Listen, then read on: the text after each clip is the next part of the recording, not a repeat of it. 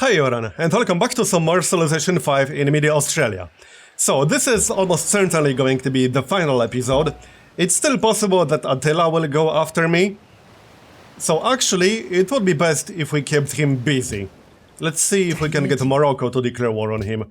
Should be able to, yeah we can. He's not even asking for a whole lot. Let's keep Attila busy then, shall we? He is quite a few tags behind me. He is at 63. And I'm at 68. But still, he has a pretty large army, we'll keep him busy. Anyway, their second scientist. Do I have anything queued up? Yes I do. Let's pop him right away, that gives us robotics. So now I can get some missile cruisers. Where's my battleship? I think I have at least one battleship. I'm pretty sure I do, but maybe not. Okay, now apparently I don't. Never mind then. I still have one nuke, which I might or might not use. We'll see about that. I might use it on Attila. That's definitely a possibility. How's Carthage doing? Because she was getting wrecked by Attila. Okay, she's not at war with Attila anymore, but she's down to 3 cities. She is definitely not having a good time. Not even remotely close. I queued up some stadiums in a bunch of cities, because my happiness is not that great after I took over 2 cities from the Mongols. Well, more than 2 cities, but I took 2 cities without actually capturing them myself. But it should be fine. And I might just use automated workers here. I assume they will clear the fallout and repair the pillaged improvements on their own. I will almost certainly be making some cuts, because, well, there's nothing overly exciting coming unless somebody declares war on me. I could pretty much get any kind of victory I want in here. Maybe diplomatic would be the most annoying one, because I didn't really focus on city-states, and also quite a few city-states got captured. But I'm still the tourism leader by quite a significant margin. Not that big anymore, but I could get a culture victory quite easily. I can obviously get a domination victory, I can get a science victory. I'm in a dominant position in this game, more or less. Maybe not counting Morocco, but I could deal with Morocco. So I'm just going to get the victory that's least annoying to get at this point. Because this game is more or less over, that's how I see it at least. Alright, just automate the workers. And oh yeah, the railroad here is done. Might as well automate that guy as well. Okay, so 5 turns to finish a booster in Melbourne, and then 11 and 12 in the other 2 cities. Right now I mostly need the tech. And there's the research agreement with Morocco. Let's get one more. I might actually be done by the time this triggers. However, it's not like it's expensive. We might as well grab it. Alright then. So we are almost done with nanotechnology already. We can get started on the stasis chamber immediately after finishing the booster. And that's exactly what I'm going to do. And there it is. We got nanotechnology, and I literally just finished the booster in Melbourne. And we got another great scientist. Perfect timing. And next up, all we need is particle physics, which will take a little bit of time, but that's okay, we'll get there. That's 16,000 science. Alright then. And let's pop the booster right away. There. Okay, so see you when something interesting actually happens. Hey, Arabia adopted ideology, freedom. That's pretty ironic. Well, they have their freedom. Their empire is not so big anymore, but they got what they wanted. How's the ideology pressure going to be? Because they might just end up flipping to order. Yeah, revolutionary wave. But only -4 happiness because they only have 1 crappy city. With 7 population left. That's actually pretty funny. Yeah, I don't exactly need a stable here, but it will be worth at least 1 hammer, so why the heck not?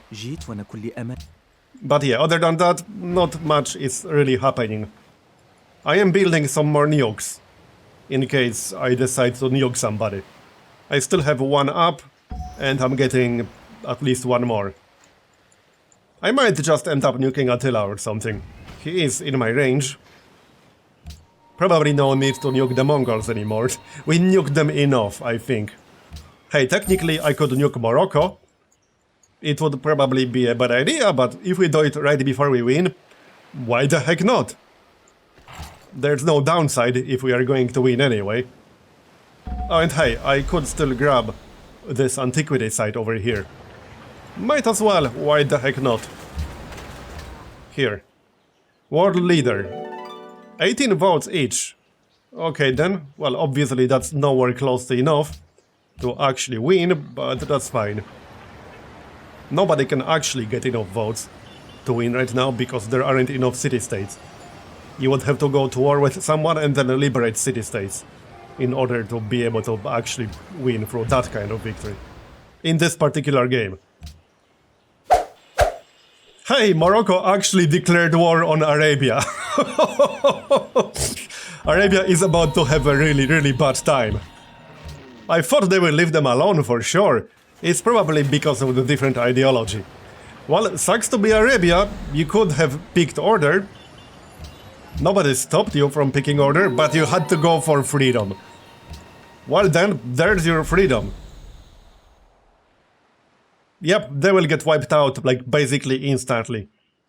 And Mongolia is also having a bad time. As you can see, Attila is actually raising their cities. They still have quite a few, so I don't think Mongolia will actually get completely wiped out. But they are basically irrelevant. And Morocco is still quite a few techs behind, so there's no need to do anything. Yeah, they are 4 techs behind me still. I don't think I'm going to bother declaring war on them. There's just no need to do that. I can ignore them. Let them attack Arabia. I guess they needed practice. Because their ships were getting rusty. Yep, he's raising the city. Well, bye-bye Arabia. Wait, no, Jerusalem captured that. Oh, that's hilarious. The city-state wiped out Arabia. That's harsh. That is really harsh. There's no bigger insult than getting wiped out by a friggin' city-state. Well, hey, he asked for it. His own damn fault. So I passed International Space Station project just because I could, and also I got a city-state quest to build Neuschwanstein. Yeah, good friggin' luck with that. I'm not even sure if you can literally build it anywhere on this whole damn map. That would be kind of hard. It's not like there are a lot of mountains over here. So, sorry, no Neuschwanstein for you. And I might as well get International Space Station. Because I don't really have anything better to do anyway. So, we'll get that. The Mongols are so irrelevant that even Carthage declared war on them. That's rough. They are both trying to stay relevant in this game. Carthage is like, hey look, I'm still here, I'm still relevant. And no you're not, stop trying. And now Morocco also declared war on the Mongols. Yep, the Mongols are going to have a bad time. Hey, they still have 9 cities? That's a lot, right? Except not really. I think Panama City is their biggest city, and it's a puppet. It's the second biggest city. Maybe third, they still got Kazan. Alright then. So, how's International Space Station? It's already 56% done. Yeah, I'll get the gold easily. Not that I really need the gold, but I mean, why the heck not? I'm still waiting for my final tech, which is particle physics. It will be done pretty soon, but I still need to wait for that to finish. So while I wait for that, we can get International Space Station. That will speed it up a little bit, because we'll get +1 production from scientists and +1 science from engineers. And I am actually working quite a few engineers. Great Scientist will also provide 33% more science, however, I don't think I'll be getting any more Great Scientist in any relevant time frame. Oh, Attila actually got it, really? Well, good for him. Well, never mind then. Oh, we did get a great scientist. That was one of the rewards, right? Let's pop him right away then. That's 22,000 science. And I'll get particle physics in 11 turns. So in 11 turns, I'll build my final part. Because I only need the engine now. I got everything else done. I built the CN tower because I could. It's a really nice wonder. Morocco is actually trying to build the spaceship, but he's too little too late to the space party. He only has the boosters right now. And I'm about to finish particle physics literally on the next turn. So then we'll build it in Melbourne and we'll be done basically. Museum in one turn. Okay, sure, why not? My happiness is more than fine. And like I said, this game is basically over. Wait, where are you building the solar plant? What the heck? That's kind of hilarious. Well, I guess he's building it here, but it's actually kind of funny. Building a solar plant in a city on a one-tile island. Well then, whatever floats their boat. Yeah, I'm just going to keep up anything here because it's not really important all that much. Recycling center is fine and military base. I do have a few nukes, so I might nuke Attila or something right before I finish the last part. I think I got 3 nukes right now.